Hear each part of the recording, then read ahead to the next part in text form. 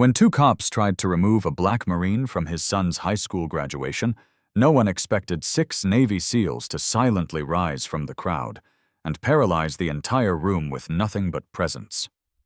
Marcus Bell didn't come to be noticed. The sun beat down on the rooftop of his jet-black Dodge Challenger as he pulled into the gravel lot behind Lincoln High School in western Georgia. He drove 10 hours straight through the night just to be here. The school itself was unremarkable. Beige cinder blocks, a rusted flagpole, and banners flapping from metal fences. Families gathered in clusters, some in dresses, others in baseball caps. Balloons bounced in the breeze. Marcus eased the car into a corner spot near a patch of grass. The tires crunched against stone. He cut the engine and sat there for a second. His Marine uniform felt tighter than it used to. Deep navy blue, every crease pressed razor sharp. His medals sat quietly above his chest. Boots polished. Nothing flashy. Just right. He wasn't here to prove anything. He reached over and opened the glove compartment. Inside was a worn photo. His wife Lena, holding a newborn against her shoulder. Caleb, now a tall 17-year-old walking across the stage today. Lena had passed 2 years back. Cancer. Fast. Cruel. Marcus stared at the photo for a second, then tucked it gently inside his breast pocket. "You told me not to miss this," he whispered. He stepped out of the car, straightened his cuffs. His bearing, unmistakably military, stood out even before he reached the gym doors. Inside, the school buzzed with energy. The gym was packed. Metal chairs, paper programs, 1,000 voices echoing beneath fluorescent lights. He handed his printed ticket to a volunteer, a teenager with a headset, who scanned it and pointed him to the front section. "Third row, center left, family of graduates." "Thank you," Marcus nodded. He moved through the rows quietly. Some eyes followed him. Some faces turned away. One woman gave him a smile, the kind that lasts too long, then leaned over and whispered something to the man beside her. Marcus didn't flinch. He'd worn this uniform long enough to read every kind of silence. He found his seat, sat down, adjusted the slightly wobbly chair, and waited. The announcer's voice echoed across the gym as the student processional lined up at the far end. Families were already leaning forward, camera phones in hand. The scent of popcorn and floor wax lingered under bright lights.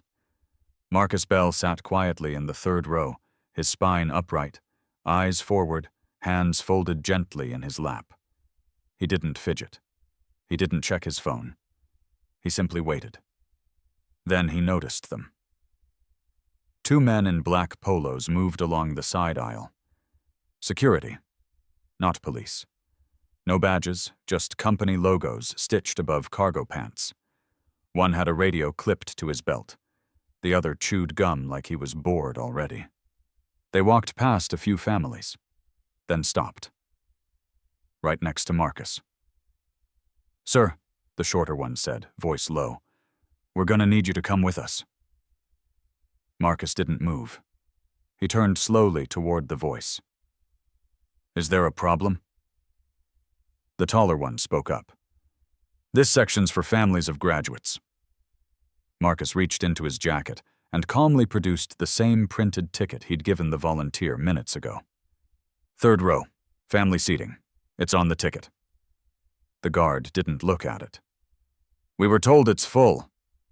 "It was full when I sat down too," Marcus replied evenly. "You want to tell me who gave that order?" The taller guard shifted awkwardly. "Look, man, it's not a big deal. There's space in the back. Don't make this harder than it needs to be." Marcus's tone didn't change. "I drove 10 hours to watch my son graduate. I'll be sitting here." Whispers stirred. A woman a few rows back raised her phone. Someone nudged their neighbor. The shorter guard straightened. "Sir, I'm going to ask one more time." "You can ask all you want," Marcus said, his voice quieter now. "But I'm not moving." More heads turned, more phones angled. The taller one huffed. "Maybe you'd feel more comfortable in the back." And there it was, that line. Marcus inhaled, not sharply, just enough to steady the flicker inside him. He'd heard that tone before, at base cafeterias, at front desks, even in church pews. The words changed, but the message never did. He didn't respond. He didn't have to. The tension in the air started to shift, and somewhere near the bleachers, a man quietly stood up. Marcus didn't move. His jaw stayed relaxed, his fingers resting calmly on his knees. The two guards hovered beside him, not threatening yet, but definitely trying to remind him who had the authority. But Marcus had been in places where authority didn't come from radios or stitched logos. He'd buried brothers, led men through fire. One school gym wasn't going to shake him. The air around the third row shifted. A woman nearby leaned forward and whispered, "Don't let them move you." She didn't know him, but she felt the imbalance. "I won't," Marcus replied, barely audible. Then a voice came from behind. "Is there a reason this man's being bothered?" It wasn't loud. It didn't need to be. The tone alone cut through the chatter. The guards turned. So did half the row. A tall man stood just a few seats back. Salt and pepper beard. Black dress coat over a gray collared shirt. Calm. Still. Marcus didn't turn. He didn't have to. He knew the voice. Luther Creed, former SEAL team leader. Dragged out of a wrecked Humvee by Marcus Bell 12 years earlier in Helmand Province. Garcia, the taller guard, stepped forward. "Sir, this doesn't concern you." "It does now," Creed said, "because the man you're trying to move saved my life. Twice." The shorter officer, Bellamy, looked around, unsure if this was a prank. Creed wasn't done. "He's a Marine, he's a father, he's sitting in the right seat. You touch him again, and you'll explain it to me." Then another man stood on the opposite side of the gym, then a third near the back wall. No words, just presence. Every single one carried the same posture, shoulders back, hands folded, watching. Marcus still hadn't moved. The gym, once loud, started quieting without instruction. Families noticed.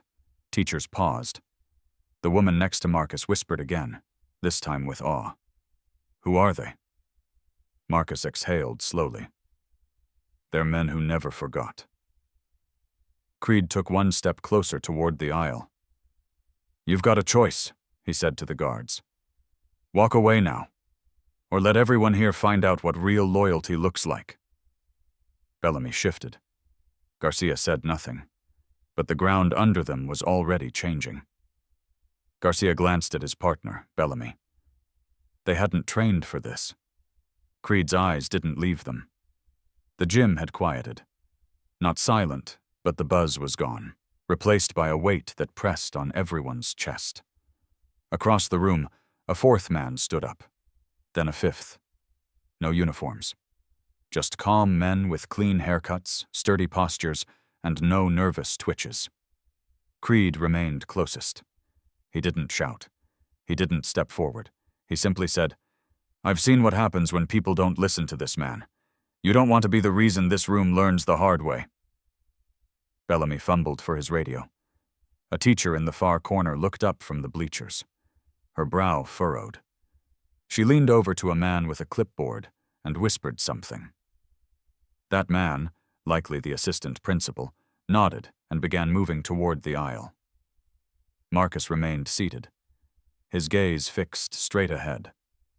Not on the stage, not on the guards, just locked in. This was not his first stare down. Garcia lowered his voice again. "You're making this bigger than it needs to be." Marcus finally turned, his voice even. "You don't have the favor you think you're offering." Creed folded his arms. Bellamy still hovered, unsure. His fingers twitched near his hip, not on a weapon, just close enough to send a message. From the back bleachers, the sixth man rose. Marcus didn't look back, but his jaw tightened. He knew the rhythm. knew the feel of being covered from multiple angles. Creed leaned slightly toward Garcia. You just lost control of this room. Now you get to decide whether you leave with your job intact. A school board member finally noticed the tension and whispered to the principal. A second assistant principal stepped into the aisle, talking urgently into a walkie-talkie clipped to her belt. Bellamy looked at Garcia. His face had gone pale. Garcia swallowed, then took one step back. But Bellamy still hovered. His pride clenched tighter than his fists. I don't care what he's done, he muttered. This ain't a war zone, it's a high school gym. You don't get to act like you're above the rules. Marcus didn't flinch. I'm not above anything. I'm just not beneath you. Creed took one step closer. If you put your hand on him, he said quietly, you'll answer to all 6 of us. The gym wasn't dead silent, but it was close. The applause had stopped. The next student's name went unheard. All eyes were fixed on the 3rd row, where Marcus Bell sat still as stone, surrounded by a force stronger than any threat: loyalty. Assistant Principal Herrera finally reached the row. She was in her 40s, phone still clutched to her chest, a nervous energy in her stride. She didn't make eye contact with Marcus. Instead, she leaned into Garcia's ear and whispered fast, sharp. Garcia's brow twitched. He looked toward Bellamy, whose jaw was still locked, fists still clenched. Let it go, Garcia said softly. What? Garcia stepped back, nodding toward the exit. It's over. Back off. But Bellamy didn't move. His pride wasn't built for retreat. His voice came louder than it should have. You think wearing that uniform means you're better than everyone here? The ripple hit instantly, like a match dropped in gasoline. A dad with a camera froze mid-zoom. A kid in the bleachers stopped chewing his gum. Even the woman with the programs tilted her head like she couldn't believe what she'd just heard. Marcus didn't blink. He took a slow breath. Not to calm himself, but to steady the silence. Then Creed moved. He didn't run. He didn't lunge. He just stepped forward with focus that carried 30 years of combat experience behind it. If you touch him, Creed said evenly, you'll answer to me. Bellamy's hand hovered briefly near his belt again, not drawing, but implying. That was enough. Another SEAL shifted near the bleachers. A third unfolded his arms. All 6 now stood fully upright, forming a silent grid of steel across the gym. Then Principal Maynard herself appeared. She approached swiftly, her voice calm but firm. That's enough. Mr. Bell has a confirmed seat. This conversation is over. Bellamy didn't respond. He just stared at Marcus for one long second, like he couldn't decide if he'd just lost a fight or his place in the room. Then, finally, he turned. Garcia followed. Together they walked toward the back doors. No apology. No backward glance. Just a quiet exit under 1,000 silent eyes. Marcus exhaled, slow and steady. Creed returned to his seat. But the memory would not leave that room. Not ever. Caleb Bell stood in line behind a girl with lavender braids and a boy whose gown wouldn't stay on his shoulders. Everyone was pretending to be focused on the stage. But Caleb wasn't pretending. He saw everything. From the moment the national anthem ended, he'd noticed the 2 guards walk toward the front section. At first he thought they were helping someone find their seat. But then he saw his dad. Marcus Bell sat perfectly still, composed. But Caleb knew that posture. He'd seen it when his dad waited in the hospital waiting room, when the bank clerk once asked if he was in the right line. Still, controlled, focused. Caleb's stomach twisted. The girl in front whispered something. He didn't hear it. He watched a tall man stand up. And another. Then 2 more. Who were they? And why did the whole gym start leaning in? Then one guard stepped back. The other still hovered.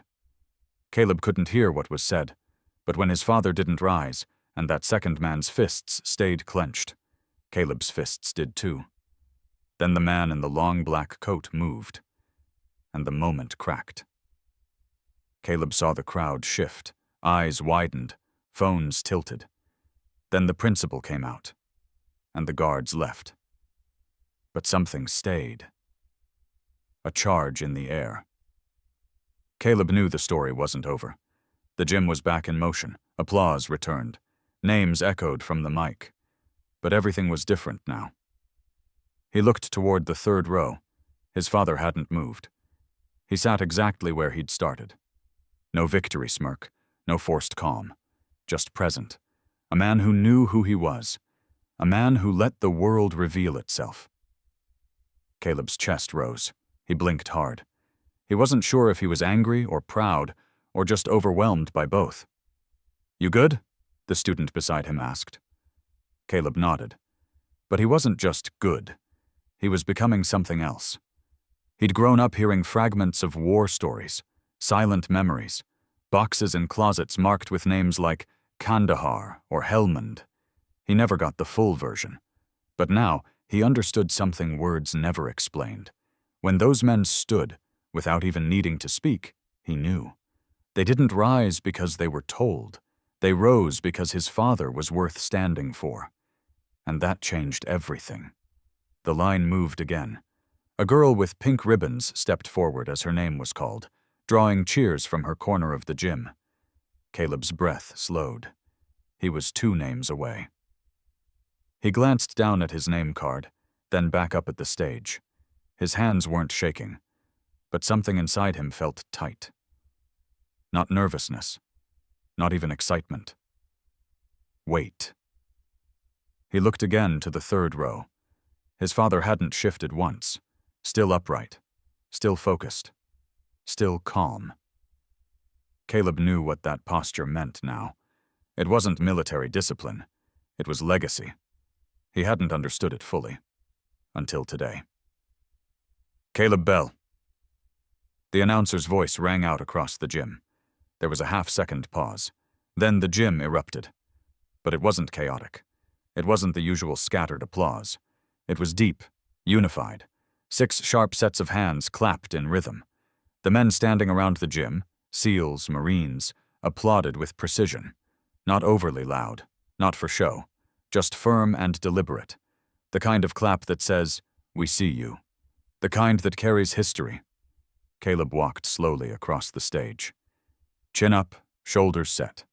Not because anyone told him to, but because he knew who he was now.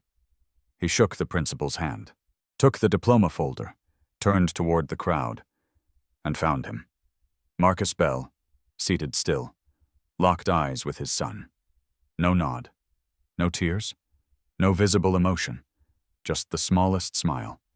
The kind of smile that meant, "You did it, and you carried yourself the way we hoped you would." Caleb returned the look. Just 1 second of connection in a room packed with people. But it felt like the only thing happening. He stepped off the stage. People clapped harder now. Not just his family. Strangers, too. Parents who hadn't looked up until that moment. Teachers who hadn't paid attention all year. It was respect. Earned by presence. Not noise. Caleb moved to the side, rejoining his row. A kid leaned over and whispered, "Dude, who is your dad?" Caleb smiled faintly. Someone who doesn't have to raise his voice to be heard. Outside the gym, the late afternoon sun bathed the parking lot in a golden haze.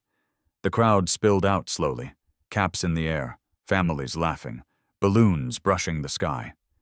Marcus Bell didn't move immediately. He sat for a minute after the final cheer, just letting the moment settle. Then he stood, adjusted the crease of his trousers, and stepped out into the light. Across the lot, by the flagpole, Caleb stood surrounded by a group of students and a teacher snapping photos. His gown hung halfway off his shoulder, diploma folder in one hand, phone in the other. Then he saw his father, and stopped mid-sentence. They met halfway, in the center of the fading noise. "You good?" Caleb asked. Marcus nodded. "You?" Caleb glanced at the gym doors behind them, then back at his father. "They tried to move you." "I know." Caleb's jaw worked. I was ready to walk off that stage, I swear. Marcus placed a hand on his shoulder. And that's why you didn't. Because you knew I could handle it. Caleb exhaled. Who were they? The guys that stood up? Marcus glanced toward the side of the lot. The 6 men were there, spread out casually, leaning against cars, chatting quietly. No attention drawn, no photo ops, just watching. Men I bled with, Marcus said. Men who never forget. Caleb stared. They just showed up? They didn't come for the stage. They came for what might happen around it. Loyalty doesn't need an invitation.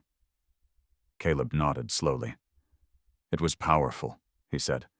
Like everyone just froze. It was necessary, Marcus replied. Some moments you speak by standing. Other moments, silence says everything. For a beat, they stood there, father and son, shoulder to shoulder, while families bustled past. Then Caleb spoke again. You think I'll ever have men like that behind me? Marcus looked at him, long and serious. You already do. Every choice you make, every time you carry yourself with truth, you're building that. Caleb didn't say anything right away, but he understood. The Dodge Challenger's engine rumbled softly as Marcus turned the key. The sun had dipped just enough to cast long shadows across the lot. Most of the families were gone now, their laughter trailing off into neighborhoods and restaurants. Caleb slid into the passenger seat. He glanced at the scratch near the door handle and ran his fingers over it absent-mindedly. She would have been screaming today, he said. Marcus smiled. And making you retake every photo until your posture was perfect. Caleb chuckled and buckled in. The car rolled slowly out of the lot, crunching over the last bits of gravel near the fence. They drove in silence for a moment. Then Caleb turned. Why didn't you say anything back there? To them? To the guards? Marcus kept his eyes on the road. Because I don't have to stand up for who I am, and I don't need to raise my voice to be heard. Caleb nodded, but stayed quiet. Marcus continued. In life, you'll get 100 chances to react with anger. And sometimes, yeah, it's justified. But most of the time, silence cuts deeper. Caleb glanced at him. Even when they disrespect you? Especially then, Marcus said, because they were loud, but the room only remembered who stayed still. Another pause. Marcus reached into his coat pocket and pulled out the old photo, the one with Lena holding baby Caleb. I carried this through Helmand, through losing your mom, through today, not because it makes me strong, but because it reminds me of what's worth protecting. Caleb leaned in. You always knew they had your back. Marcus looked over. I didn't need to know. I just had faith. Real men don't vanish when things get uncomfortable. They show up, and they stand. Caleb looked out the window, the wind nudging his tassel as it dangled from his cap. I want to be like that, he said quietly. Like you. You already are, Marcus replied. You walked that stage with pride. You didn't let anger take your moment. A light turned green, and the Challenger moved forward. The road ahead stretched into the horizon. Where to? Caleb asked. You earned the pick, Marcus said. Dinner's on me. Caleb grinned. Waffle House. Marcus laughed. Of course. The sun was sinking low behind the school buildings, casting a soft orange hue across the gym roof. The crowd had scattered. Only a few families remained. Folding chairs clinked, car trunks closed, voices echoed across an otherwise quiet lot. But inside the gym? Something lingered. The folding chairs still sat in straight rows, half-empty programs on the floor. The banner that read Class of 2024 swayed gently above the stage, caught by an unseen draft. To anyone walking in now, it looked like a typical post-event cleanup. But for those who had been there, that gym would never look the same again. The seat in the third row, center left, still sat slightly off balance, just like it had when Marcus adjusted it. That chair wasn't just a piece of plastic anymore. It was a symbol, not of resistance, but of presence. Students would remember, not because of what was shouted, but because of what wasn't. Because 6 men stood without being summoned. Because a father never flinched. Because a crowd, slowly, remembered how to respect something again. Later, a clip would surface, shot from a shaky phone camera 2 rows back. It wouldn't go viral for yelling or outrage. It would go viral because of the silence. Because of the men who moved like steel. Because of a young black Marine who didn't rise. And because his son did. Outside, Marcus and Caleb were already long gone, headed toward pancakes and orange juice and whatever came next. But the room remained. And so did the lesson. Not every story ends with a bang. Sometimes the ones that change the most lives end in a quiet chair that no one dares to move again.